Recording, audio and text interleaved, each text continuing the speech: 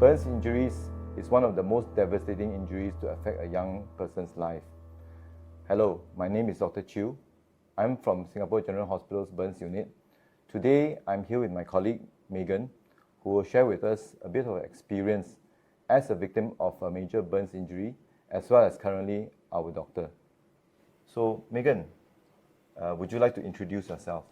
Hi everyone. I'm Dr. Megan Loy. I'm a junior doctor, currently just starting out in my career in medicine. I'm also a burn survivor. So today I'll just be sharing a little bit more about my experiences, both as a patient as well as a doctor, and a little bit more about my story. During this period of time in June 2015, there was a major explosion due to aerosolized powder, and this powder is basically a colored starch powder. And in the summer in Taipei, where it was very warm, a sudden spark caused a major explosion, and this resulted in about 500 burns victims. Megan, would you like to share with us from the beginning how it was and how did you come to this? My friends and I had decided to plan a high school graduation trip, of which one of our destinations was Taiwan. At the time, one of our friends had suggested to go to this music festival that was being held at a water park. So a big kind of selling point of this concert was that you'd get to sort of throw around these bags of, like you said, colored starch powder. I think at that point we were getting a little bit tired and we wanted to leave. And then as I kind of turned around, I just saw like a whole wall of just orange in front of me. I didn't really know what was going on at the time. It just got really warm, very stuffy. And then a split second later, it was absolute chaos. So everybody started running and screaming. And that was kind of when I realized that there was something wrong. And this powder that had ignited, it was all over the floor. It was ankle deep. So a lot of the party goers and the audience had burns all over their legs and their feet as well. So all my clothes, belongings, everything caught on fire. Beyond the tarp that I rolled under, I could hear still people screaming in pain, crying out for help, but I had no idea what was going on. I looked to my arms to kind of assess, the degree of injury, and I remember seeing these huge sheets of skin just hanging off my arms, and that was kind of when I realized that something had gone terribly wrong. I remember the pool was all just, there was blood all around, there was dead skin, and people were crying all around me, screaming for help, and I couldn't do anything. When they loaded me up onto the ambulance, I remember the paramedic was telling me not to fall asleep. The next thing I knew, I was in the other hospital. I was intubated and wrapped up from head to toe. But when I woke up, I just had this sinking feeling that I might not be able to see, my family again. I was sort of alone, away from my friends, with no way of contacting my parents. So many people. When this first happened, the first thought was, oh man, am I ever going to see my family again? Would they know how apologetic I was for whatever it is I had ever done? It was just a lot of fear and uncertainty about the future. I wasn't sure I was going to make it out of this situation alive, much less be found by my parents or be able to see them again. It was a really strong sense of hopelessness, loneliness, and uncertainty. It was a lot of despair. Was pain a big problem? I think I was quite heavily sedated and loaded up on all the pain medications, so I actually didn't feel much pain. Both then as well as initially. I found out much later that when your burns injuries are third degree and beyond, your nerve endings are burned through all the way, so you don't feel anything, which I don't know, may have been a blessing in disguise at the time. Yeah. So tell me more about your road to recovery while you were conscious in the hospital while you're recovering. So I spent a total of about 4 months in the Singapore General Hospital Burns Unit. The initial period was spent in the ICU, intubated, hooked up to 1,001 machines and in like a full body cast and bandages and not being able to move. That was, I think, quite literally the worst time of my life. I think because after you have burn injuries, you also have I have a difficulty regulating your temperature. So being wrapped in such like thick bandages, I would be sweating all the way, and then I couldn't call for help because all my arms were all bandaged up. So I would try to scream through the tube in my mouth to try and get someone's attention. And then I don't think I slept at all when I was in ICU. I would have these nightmares, recurring nightmares, of the incident, but also of very weird things in general. I think it might also have been compounded by the pain medications and everything. As a patient, not just a burns patient, but any patients, you often feel quite helpless and sort of at the mercy of your medical team. Especially if you don't understand what's going on, you just keep getting subject to these painful procedures day in, day out until that's all you ever know. Right. So having the team involve me in the care, I remember, you guys were always very patient with me, explaining the rationale as to why you were going to do this. And I was more than happy to oblige because I had my full faith and my full trust in you as well. And even now, as I sort of start out my own medical career, I have had the opportunity to speak to other burn survivors and their families. I know you always ask me to help counsel families and their patients over the last couple of years. Whenever you feel like they might be having a bit of a hard time, they need someone to talk to. Having had the opportunity, the privilege to be able to speak to them, provide some form of support and hope for the future has also sort of inspired me. It also reminds me, why I want to do this and the impact that my experiences and what I can do can have on other people's lives, other burn survivors' lives, is something that has kind of kept me going. So having been through that aspect of being a patient and the doctor now yourself, and understanding what we feel as doctors when it comes to empathy, how do you believe your personal experience as a burns survivor have influenced your approach to patient care and the degree of empathy that you want to give without affecting your own emotion?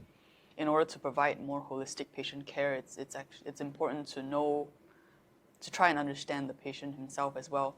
Yeah, that's right.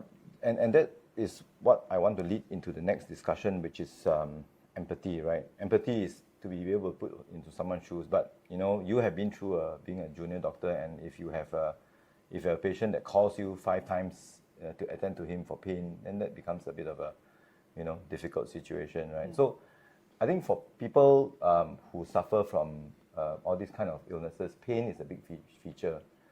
Sometimes my patients tell me it's not the cancer that they're worried about, it is the pain. It is the pain that they're worried about, and whether or not that journey is going to be the feature, and some of them, because of the pain, they rather not have curative treatment, So I feel that for us, we do need to understand that pain is something that the patients perceive.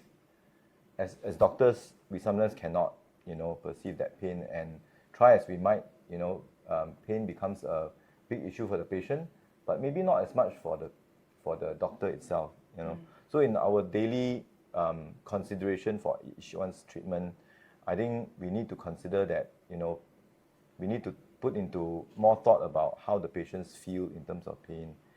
And I remember for your case, we started thinking out of the box to how to minimize your pain, including using very cutting-edge technology. So, Mr. Chu, I definitely agree with you regarding the statement that you made about pain being one of the major things that the patients do notice and place a lot of priority on.